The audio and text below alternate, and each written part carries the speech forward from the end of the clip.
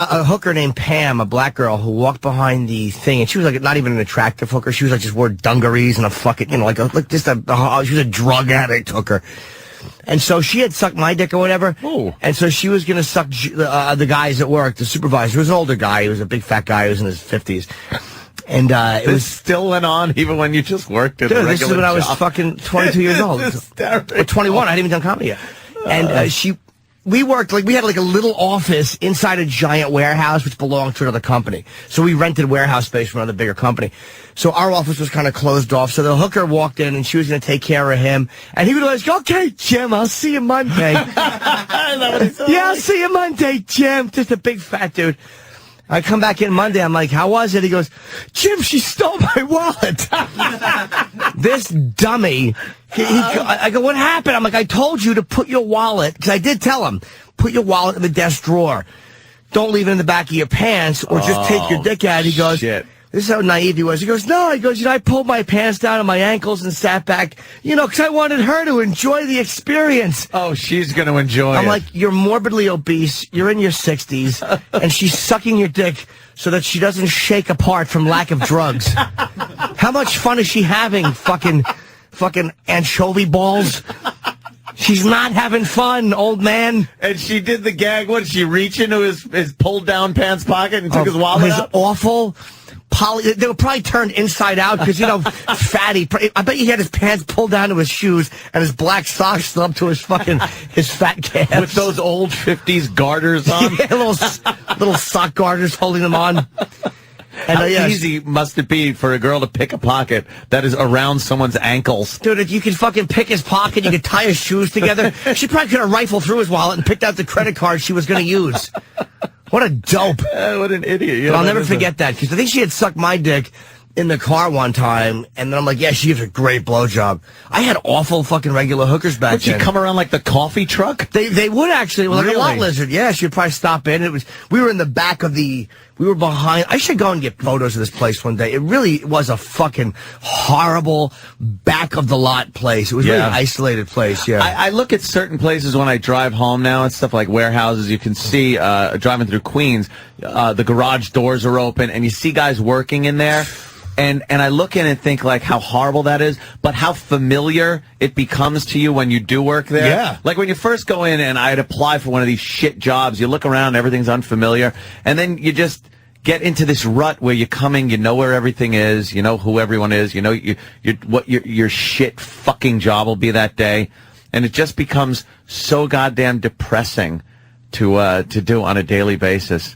Yeah, what seems like you'll never make it a part of your comfort zone. Like, I'll never feel at home in that place, and then you do, and then you grow to hate it. Yeah, you know every nook and cranny, and you try to have fun with people, and maybe you'll have a few laughs during the day, and then realize though that it just sucks being there. It's weird the things you remember from I remember when I worked at Pergamon. Before that, this is when I was just getting sober, so it's probably 1987 in that area.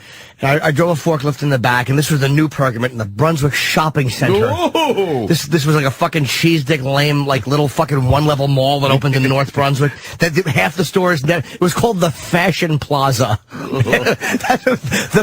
There was nothing fashionable about it. Pergamon was one of the anchor stores in the Fashion Plaza. Pergamon in a fashion Exactly. plaza? It's fucking horrible.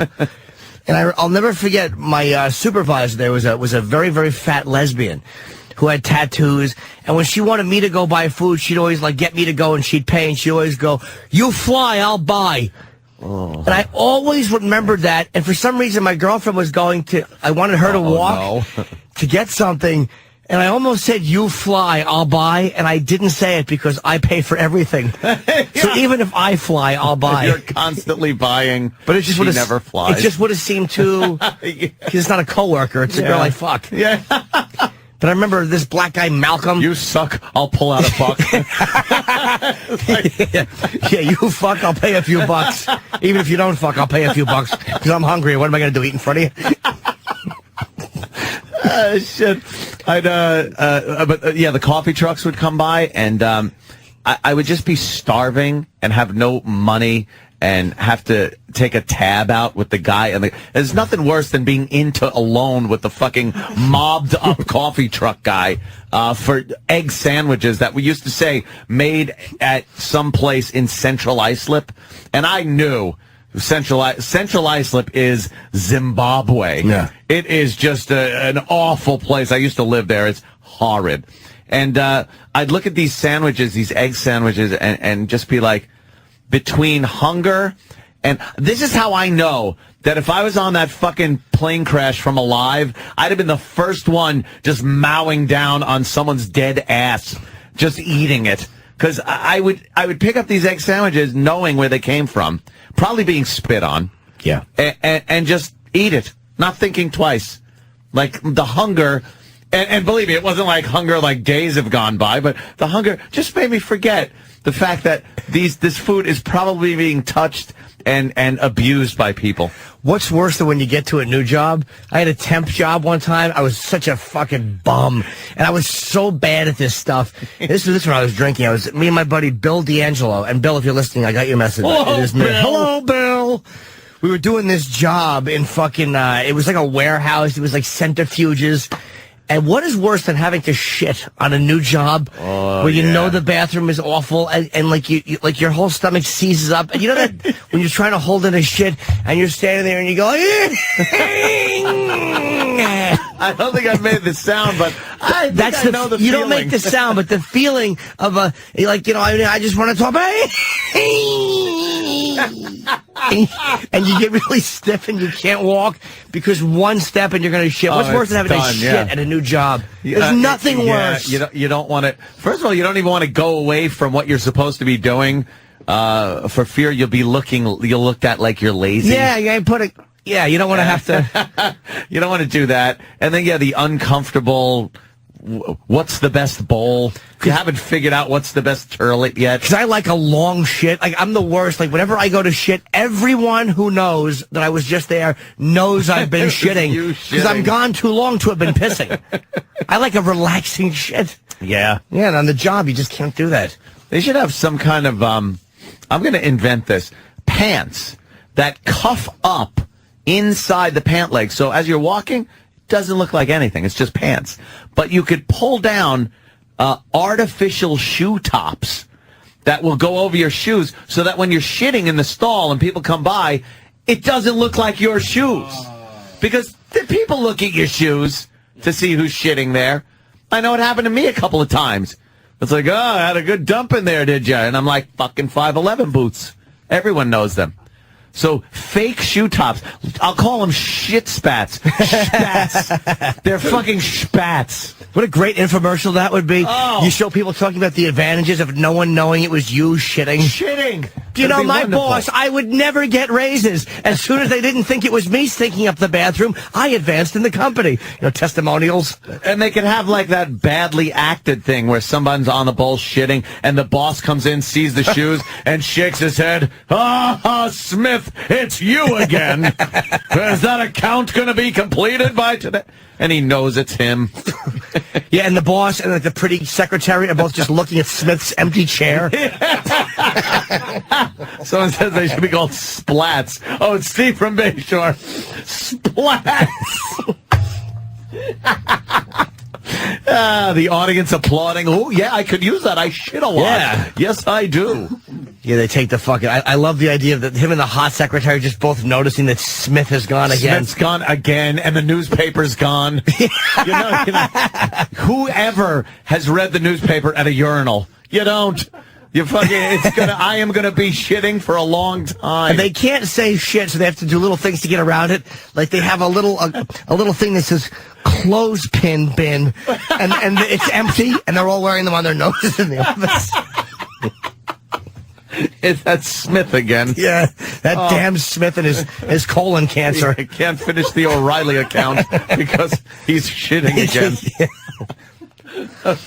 And they allude to it in the office, like, yeah, we're going to have to move Smith's desk into there. God damn, that's Smith. Oh, he stinks. Oh, that was wonderful. That's wonderful. It certainly is. Oh my God, I haven't even gone to a phone call. What am I thinking? Yeah, let's take a phone call from somebody. All right, Christine, because she's a girl. Hey, good morning, guys. How are you? Hi, you're in Howard Beach, huh? Yeah. Rock. How's the Howard Beach Excuse working me, out these who days? is that? Well, Wow. Oh, what? There's a girl on Holy Channel 11 mackerel, News. is she hot? I think that's that chick. Jesus. Yeah, wait a minute.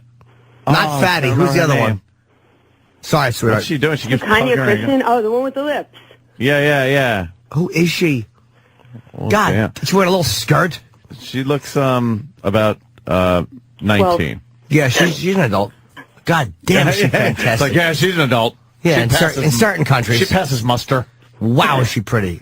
Yeah. Oh, apparently a model. God, oh, no wonder she's attractive. Right? God damn, yeah. We're Right. just watching her now. She's wearing a little blue boy shorts and fucking... I don't like the name boy shorts, by the way. I love boy shorts. Yeah. Hate the name. It's like, oh, she was wearing boy shorts. It's like, why are they going to put the word boy in there? She's a model. Her breath probably smells like vomit and cherry Coke. Because models always make themselves puke when they drink cherry Cokes. They think nobody will notice. It's like, we got it, fucking Ribs McGillicuddy. I'm sorry, what were you saying? I apologize. Wait, Christine. McGillicuddy related to anus? Linger a bit longer from last week. We got a real listener here. Howard Nancy, I Beach. don't wanna- Any black people in Howard Beach? Ew. All right. I Any don't wanna available take houses? No, their health doesn't allow it. So what do you got for us today, Christine? No, I don't want to take you out of your North Shore Palace environment, but boy, would I love to see you in jeans and a tool belt with a hammer. Oh, yes. Back in the old days, I used to sling quite the tin-knocking hammer there, Christine. And my little tool belt with my little sheet metal screws filling it up and my cold little fingers trying to pick little sheet metal screws out of there and put it in the Makita drill. And then it would slip off, and a lot of times I'd bash my hand against cold metal. Would you be annoyed? I would go home. You would? I went home anytime I felt the least bit of pain from work. I would pack it up, I'm going home. This was after the helper portion when I became like the boss guy. Oh, really? And I was a good boss guy for helpers because they didn't have to do anything. I would listen to a certain radio host until like 11 o'clock in the morning in my van, just reading the paper, not doing any work. and then I would go to work, which lasted till noon, so that was a good hour. And then lunch was till about 2 p.m. And then another hour of work, and then God, you got to clean up. So I would clean up. So about a good 2 hours work. I'd put in on a daily basis. Sounds to me like this guy shouldn't get no Employee of the Year awards. Oh, Chip, I didn't. Oh my God. So what, sweetheart? Yeah. Oh, no, I was just having the Anthony tool belt. So you think Yeah. Anthony would look good? Maybe with a tool belt. Perhaps a pair of white socks and work boots and no trousers or underpants. Just his giant, delicious dick swinging below that belt. I thought that's what she meant by my hammer. No, she meant a real hammer. She's a girl with low self-esteem. She likes to be taken by force. She wants you to claw and hammer in her fucking forehead. Claw hammer, yeah. That's always Whoa. hot. That's good. She lives in Howard Beach, so right off the bat, we got something in common there, Christine. Big hair? Well, that, yes, but, also our, let's just say our opinion on certain people. Then you also do not believe in any type of ethnic diversity. Very lovely. Yeah, I'm pretty much what they call a separatist. You nice white girl? Yes, I am. Oh, that's great. You've only bed with white people? Only them Italians. Oh, Have you ever that's laid wonderful. down with a...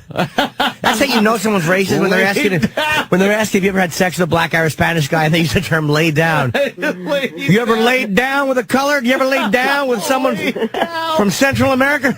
It's like 60s, awful 50s and 60s racist. So apparently you still have some type of relationship with your dad.